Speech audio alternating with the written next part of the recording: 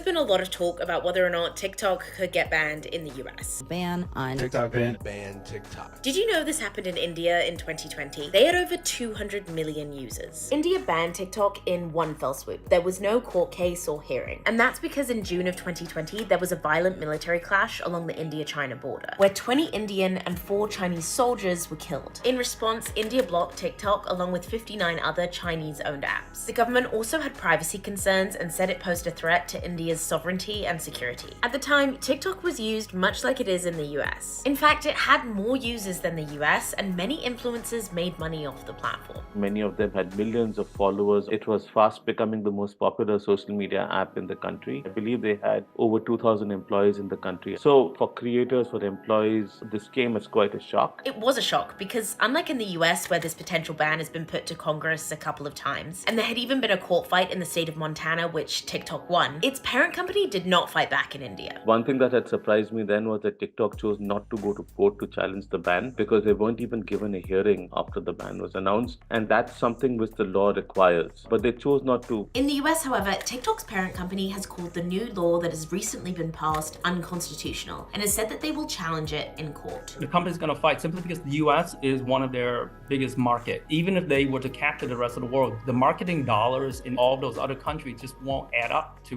what the US market can deliver. So what about the users in India who have been without TikTok? There was a lot of noise and a lot of anger at the beginning, but within a few months, most of the influencers and users of the app migrated to other apps. The digital policy experts I spoke to said that after the ban, other Indian apps were launched without much success. But today, it's Instagram's Reels and YouTube Shorts that dominate there. And what about privacy concerns? Both the US and India had the same concerns about security laws in China, which can require apps like TikTok to share data with the Chinese government if asked. But so far, there is no public evidence put forward by lawmakers to suggest that TikTok has shared data with the Chinese government. Of course, here in Canada, the federal government has banned TikTok on government devices. This has also happened in the UK and the European Union. So what could all this attention on a potential ban in the US mean for apps like TikTok or any app owned by another country? Technology is geopolitical. Unfortunately, the days of a global internet are over. Different countries have different regulations that prevent services from either operating or launching unless they comply with local guidelines. This is just the beginning.